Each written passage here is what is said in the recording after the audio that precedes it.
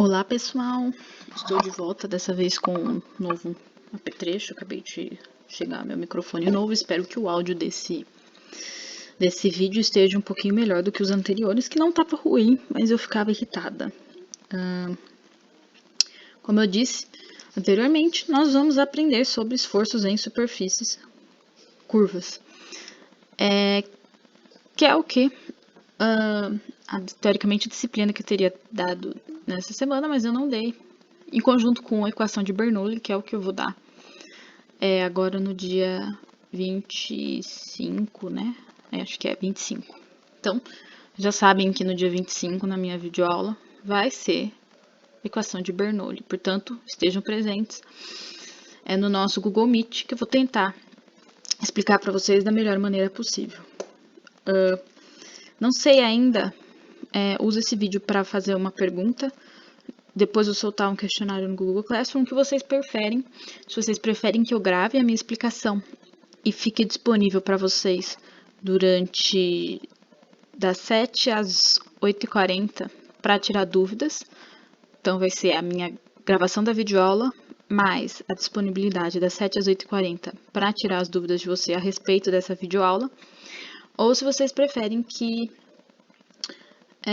eu dê uma aula em horário normal da nossa aula. Então, vamos supor, toda quarta-feira, das 7 às 10 da noite, eu estarei aqui dando a aula para vocês. Então, vocês podem escolher. Daqui a pouco eu vou soltar uma nova enquete. E com essa enquete, que vai ficar disponível até terça-feira, vocês tratem de me informar o que vocês preferem, né? Por mim, tanto faz, porque eu tô em casa todos os dias, como vocês já devem saber, né? Bom, vamos começar então, esforços em superfícies curvas. Eu peguei essa imagem aqui, que eu acho que é uma imagem que é muito explicativa e é muito interessante, tá? Por que essa imagem é interessante? Porque ela explica direitinho como que são os esforços em superfícies curvas. Como funciona? Como vocês podem ver aqui, uma superfície curva é uma superfície que não é plana. Então, vamos supor, é isso aqui, ou isso aqui, ou uma meia circunferência, pode ser também uma parábola.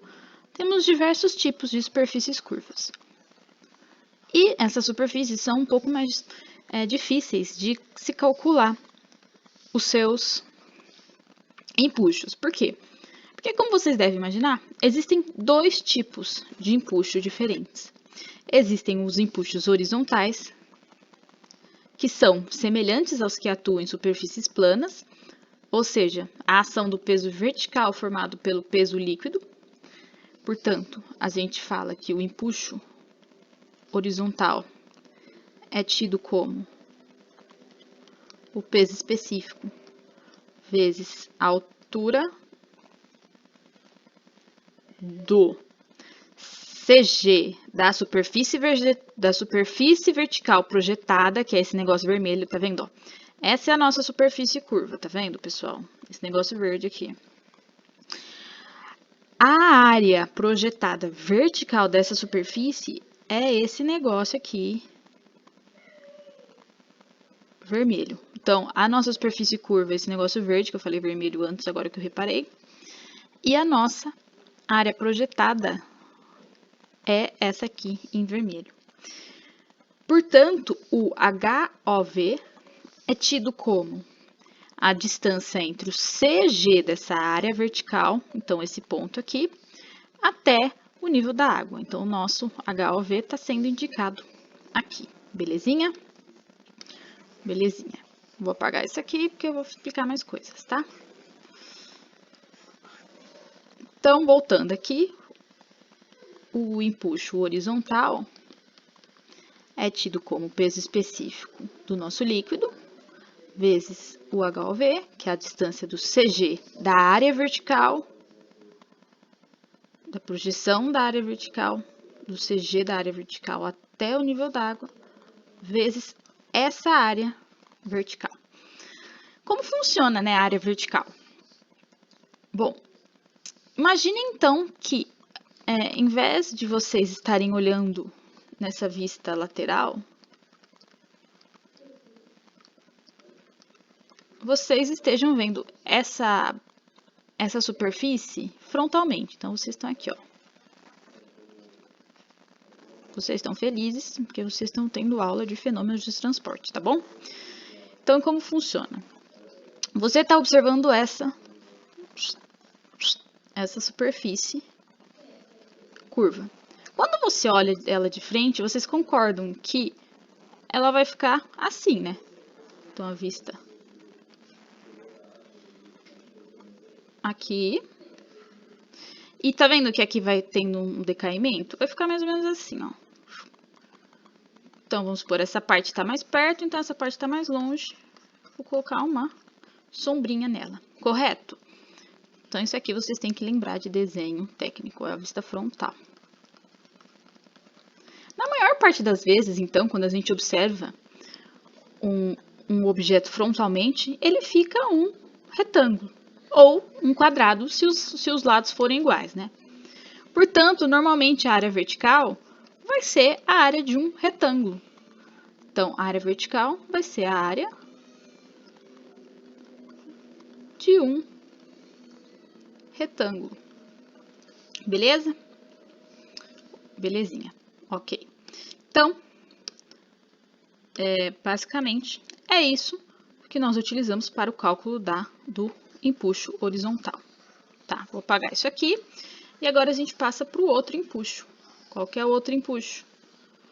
O empuxo vertical.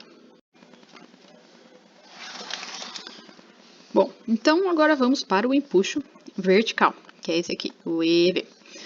Então, o que é o EV? O EV é dado como o peso do prisma líquido, que é o que é o prisma líquido? Tá vendo que eu achurei essa parte aqui em vermelho, ó? Tá tudo achuradinho, tá? Esse é o peso do prisma líquido. Então, é o peso da água mais, né, o peso do prisma. Como eu calculo o peso do prisma líquido? Vocês devem lembrar que peso específico é igual a peso de alguma coisa pelo volume. Portanto, se eu só quero achar o peso, eu faço o peso específico vezes esse volume. Então, eu digo que o empuxo vertical é dado como o peso específico vezes o volume desse prisma líquido. Como eu calculo o peso desse... Como eu calculo o volume desse prisma líquido? Depende de qual é a forma. Nos nossos exercícios, os que eu passei para vocês, normalmente vão se tratar ou de 1/4 de circunferência, que é essa parte aqui. Então, para calcular o volume desse tipo de prisma, a gente usa 1/4 vezes πr², que é 1/4 da área de um prisma, da área de um círculo, vezes a altura. Então, para esse caso, o volume do prisma vai ser calculado dessa maneira. Agora, temos outros casos nos nossos exercícios. Em um deles, nós temos o caso de um segmento parabólico. Como que eu calculo a área de um segmento parabólico? Bom, um segmento parabólico é tipo isso aqui, tá, gente? A área de um segmento parabólico é tido como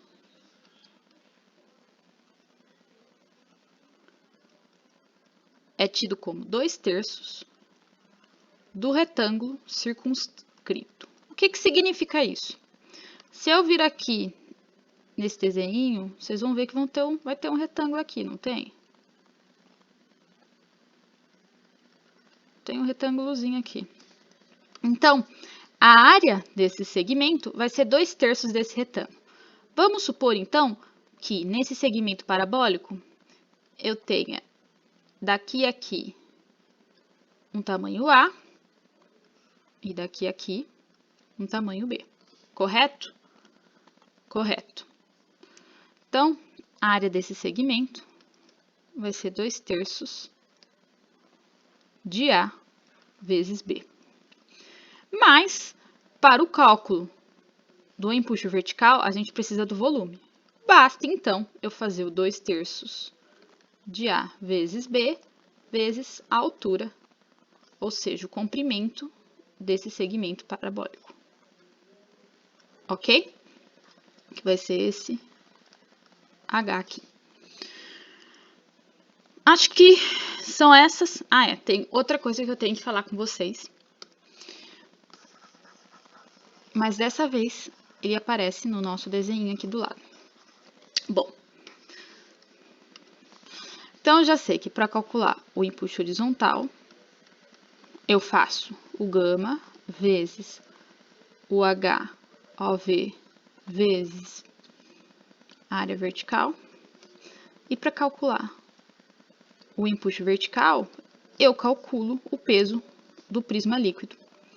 Então, eu faço peso específico vezes o volume do prisma.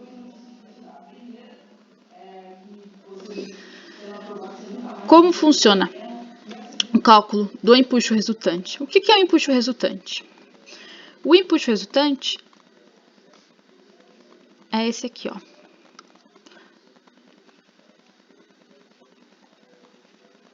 Esse é o empuxo resultante, formando, portanto, um triângulo retângulo.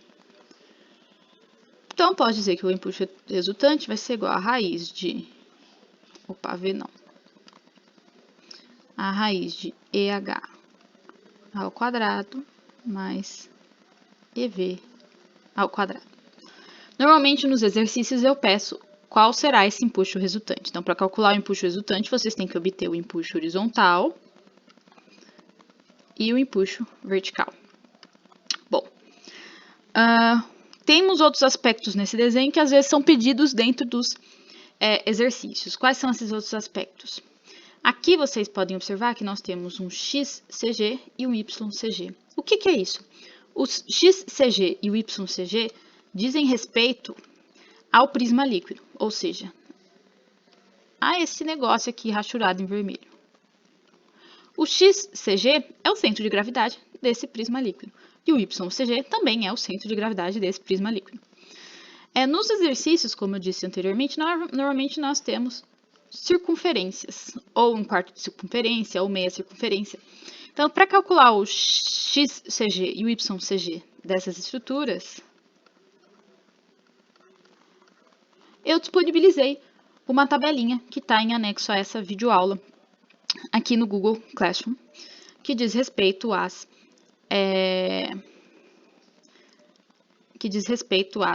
superfícies curvas, tá? Ao YCG, quer dizer, que diz respeito ao cálculo de centros gravitacionais de superfícies determinadas. Então, se em algum exercício eles pedirem o XCG e o YCG do empuxo vertical, que é o peso, vocês podem calcular com base nessas tabelinhas. E outro aspecto importante que é o HCPV, ou seja, é o ponto de aplicação do empuxo horizontal. O que é isso? Como funciona, né, esse HCPV? Ele funciona muito semelhante ao HCP que a gente calcula normalmente. Só que ele vai ser calculado da seguinte maneira. Ele vai ser o HOV mais o momento de inércia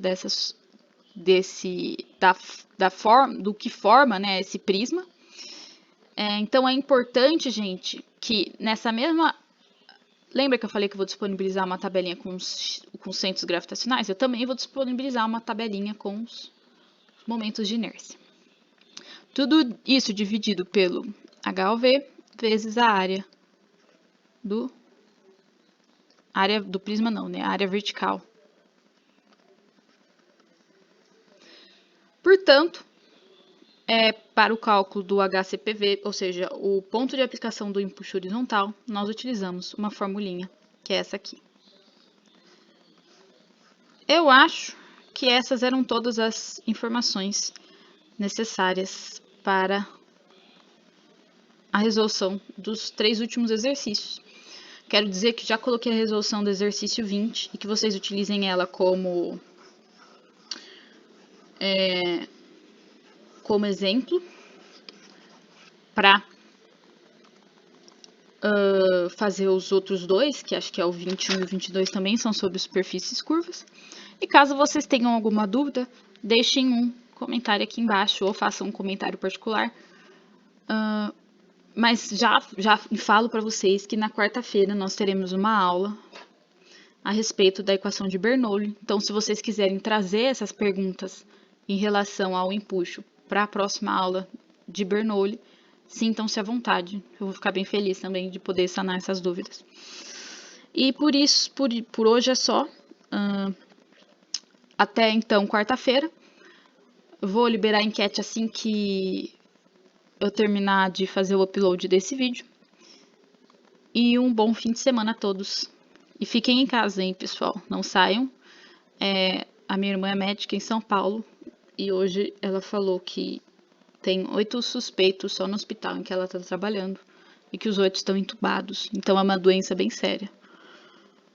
E é uma doença que não tem cura, como vocês já devem ter percebido. Fiquem em casa pela proteção daqueles que são grupo de risco. Obrigada pela atenção e até a próxima.